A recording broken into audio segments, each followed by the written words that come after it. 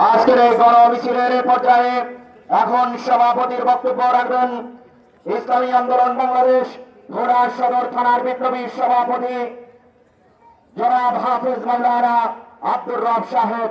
বক্তব্য রাখবেন আজকের প্রোগ্রামের সভাপতি হাফেজ মাওলানা আব্দুর রব। নাহমাদুহু ওয়া নুসাল্লি আলা রাসূলিল কারীম, আম্মা বাদ। স্বৈরা শাসক পতনের 1 বছর উদযাপন। আজকের এই 5ই আগস্টের বিজয় গণসমাবেশ ও গণমিছিলের আজকের প্রধান অতিথি সহ আমার সামনে উপবিষ্ট ইসলামী আন্দোলনের, শ্রমিক আন্দোলন, যুব আন্দোলন, ছাত্র আন্দোলন ও ইসলামী আন্দোলনের অন্তর্ভুক্ত তৃণমূলের বিভিন্ন নেতাকর্মী, নেতৃবৃন্দ, আসসালামু আলাইকুম ওয়া রাহমাতুল্লাহি ওয়া বারাকাতুহু। সংগ্রামী ভাইরা আমার, দীর্ঘক্ষণ পর্যন্ত বক্তব্য চলছে, বক্তব্য শুনছেন। আমাদের প্রধান অতিথি, আমাদের প্রধান মেহমান, তারা বক্তব্য রাখবেন। আমি লম্বা কোনো বক্তব্য দেব না। আমরা শুধু এই কথাই বলতে চাই, আমরা ইসলামী আন্দোলন করি এদেশের মাটি এবং মানুষের জন্যে। আমরা ইসলামী আন্দোলন করি এই দেশ রক্ষা করার জন্যে।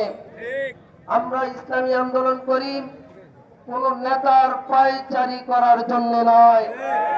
আমরা ইসলামী আন্দোলন করি আমিরের আনুগত্য মানি, কিন্তু পীর সাহেব চরমনে আমাদের আমির ঠিক আছে।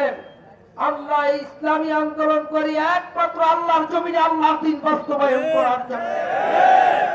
অতএব আমরা এতদিন পর্যন্ত দেখেছি, স্বাধীনতা থেকে নিয়ে এই পর্যন্ত যত উত্থান পতন দেখেছি, কোন উত্থান পতনে বাংলার মানুষকে শান্তি দিতে পারে নাই। বিদায় স্বাধীনতা থেকে এই পর্যন্ত স্বৈরা শাসক পতন পর্যন্ত আমরা কি দেখলাম?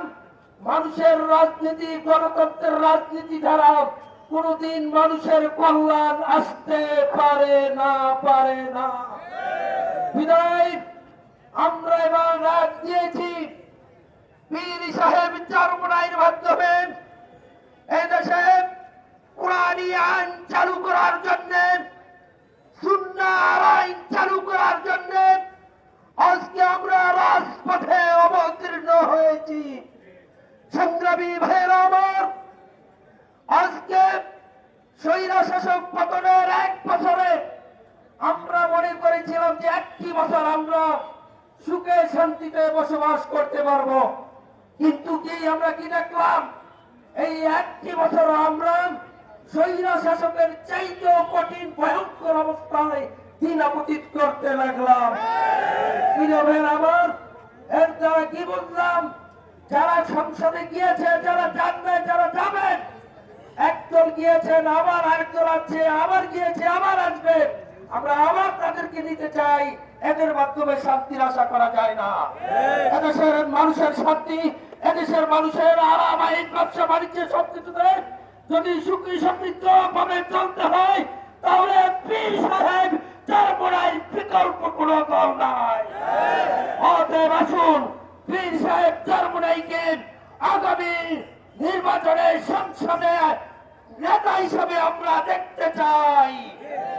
অতএব সকলকে উদাত্ত আহ্বান জানাচ্ছি, সকল তন্ত্রমন্ত্র ভুলে গিয়ে পীর সাহেব চরমনাইয়ের নেতৃত্বে আগামী দিনে আমাদের ভোলা দেখেন আমাদের যোগ্য নেতৃত্ব ইসলামী আন্দোলন বাংলাদেশের হাত পাকা প্রতীকের এমপি পদপ্রার্থী মাওলানা এম ওবায়দ বিন মুস্তাফা সাহেবকে হাত পাকা মার্কা ভোট দিয়ে বিপুল ভাবে জয়যুক্ত করে ভোলার মানুষের প্রতিনিধিত্ব করার জন্য আগামী দিনে আমরা সংসদে নিতে চাই। আপনারা কি রাজি আছেন? ইনশাআল্লাহ। এই আহ্বান জানিয়ে আমার অসমাপ্ত আলোচনা সমাপ্ত করে গাড়ি বিদায় নিচ্ছি। আসসালামু আলাইকুম ওয়া রাহমাতুল্লাহি ওয়া বারাকাতুহু। صلى على رسوله الكريم أما بعد فأعوذ بالله من الشيطان الرجيم بسم الله